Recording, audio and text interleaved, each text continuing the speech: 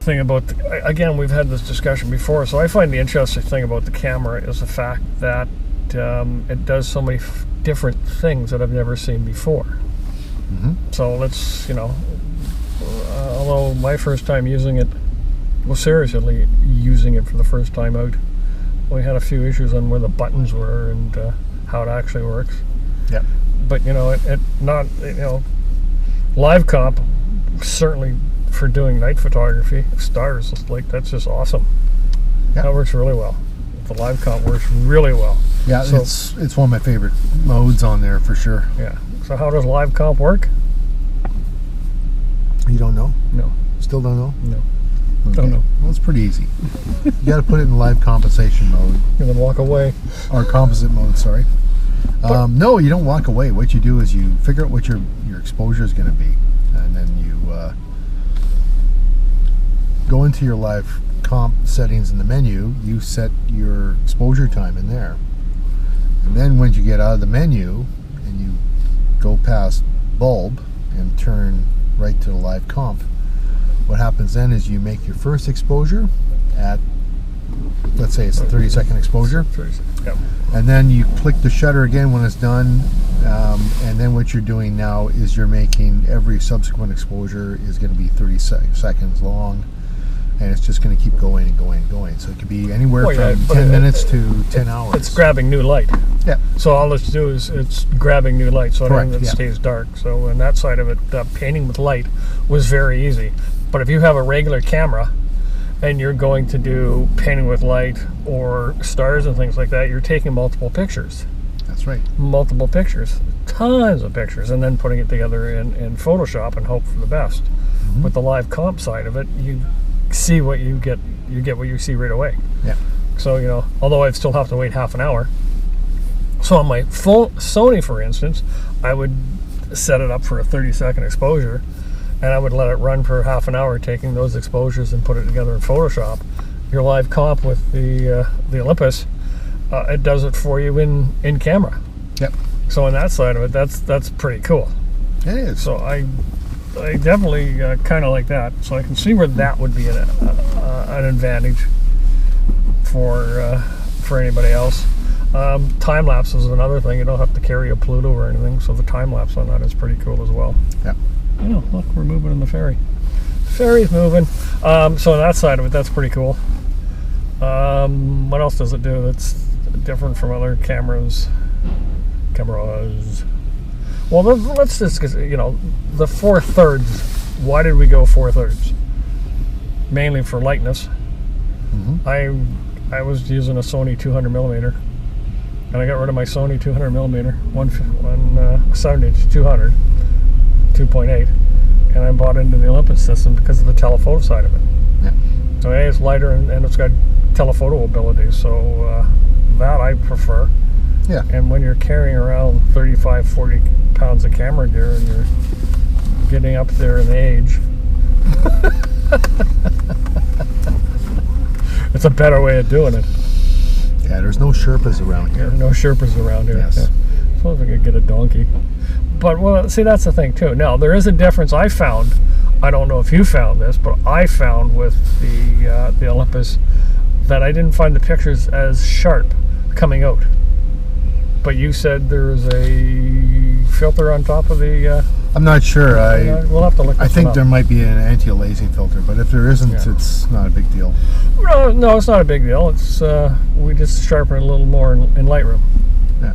But that was the other thing that I found the other day as well, which I had never seen before. Although it's a 4/3 sensor, I'm still 20 megs, so I'm 5100 by whatever for the pixel size. But we have a high-res mode. I've never seen a camera with a high-res mode. And that's 7100 by something. Yep. So that's almost medium format. So that itself comes out, I think it's 50 megs, 43 megs, almost a little under 50 megs. So that itself is kind of cool. Yep. That itself again is kind of a cool option as well. So I think we've discussed before. It's nowadays. It's not a camera. It's the photographer behind. It's always been the photographer behind it. But now you start looking at options from these camera manufacturers. That's almost a way to buy a camera. You know, way back when you're buying digital, there's didn't do a lot of options. HDR was one of the first things that I can remember coming into it. Oh yeah, yeah. That reminds me, that's the only thing I don't like about this camera is the HDR function. It'll put it together for you, and it's not too bad. The HDR function itself is pretty good, so it's a good way of doing it. But the way I like to do it, I'll put it together after. Its HDR functions only goes up and doesn't go up by 0.7 of an exposure. It goes up by 2 or 3. So you have an option of 3 exposures at plus and minus 2, or 7 exposures at plus and minus 2. Well, now I'm like plus and minus 6. Way too much. So you get a black picture and one that's totally blown out to heck. But bracketing, there's so many options on this thing with bracketing. It's nuts. Yep. Because you can bracket your white balance, you can bracket your exposure settings, you can, what else is in your memory off the top of your head? I have to see the book in front of me. Oh, there's so many. All kinds of things, yeah. Well, there is the bracketing for focus. Isn't that in another menu? Because that's another menu altogether. I don't recall. Yeah. So again, if you're doing focus stacking, there's one on there. Should have brought it up. Focus stacking, and it will do totally different. Most of us, if you're going to do focus stacking, it's manually done. I'll focus at point A, and then I take a focus at point 2. The second area, and then I'll put them together in Photoshop. This will do it all in camera. But what gives me really great pleasure is that I get a RAW file out of it. I have that option to keep, bracketing gives me a JPEG and a RAW file, I believe. Oh, HDR gives me a JPEG and a RAW file. If you run the HDR function of it, so it gives you a JPEG and a RAW file. But it won't just give you a RAW. Mm-hmm. But even that, if you look at the SD card after it's done, you've actually got 3 files. You've got the RAW file, you've got the JPEG file, and then you've got the file, I think, that puts it all, has actually put it all together. Did you try switching out of to the different metering modes instead of using the ESP, going to the spot metering? No, I haven't. Because in spot metering you have spot meter, and then you have spot meter highlight and spot meter shadow. Oh, really? So when we were down at Triple Falls, I had mine set in spot meter highlight, and I was metering off the highlights. Oh, okay. And that's a good idea. Oh, it worked out beautifully. Oh, wow. Yeah, toned down all the bright spots quite a bit. Especially if you're shooting in the highlights on the waterfalls, because the waterfalls are basically blown out. That's, I don't get blown out waterfalls a lot of the times because I shoot HDR. I do a lot of HDR. So in the HDR, there's always a set of waterfalls that have definition in them. I just lay that over top in my post-processing. But I didn't know that one. See, there's so much into this camera that I have to take a look at. I'm not sure whether the Sony is capable of doing any of that. I'd have to look at it. I do it all manual afterwards, after the fact. So that's an interesting one. So that's 11 minutes worth of talking about the Olympus. Yep, you did a good job. Yeah, I would definitely look at it. If you're interested in a new camera, definitely look at it instead of, honestly, I bought it because I didn't want to carry around a 5-pound friggin' 400 millimeter. Yeah. It was as simple as that. I'm not carrying around a 5-pound 400 I've got a lens. 100 to 400 equivalent lens at f4, and it's about that long, that big around. 67 millimeter filters. It's tiny. Well, yeah.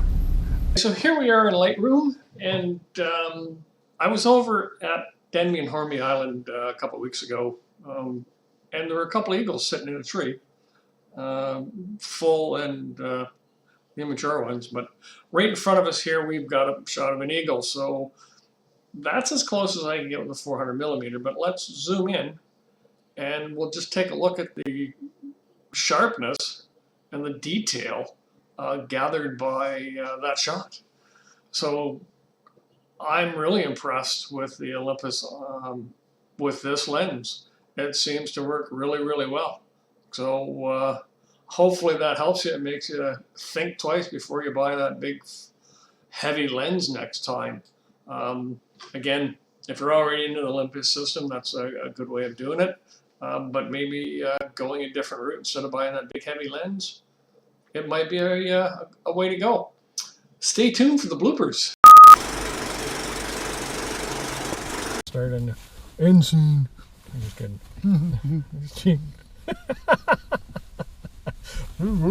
Yeah, Lars wore berets in the military. And here's the funniest thing: I would wear a wedgie.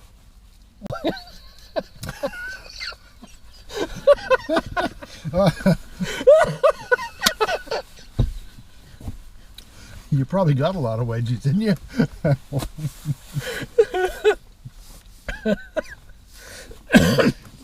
That's exactly it. It's like, who came up with the name of that hat? I'm starting to tear up here.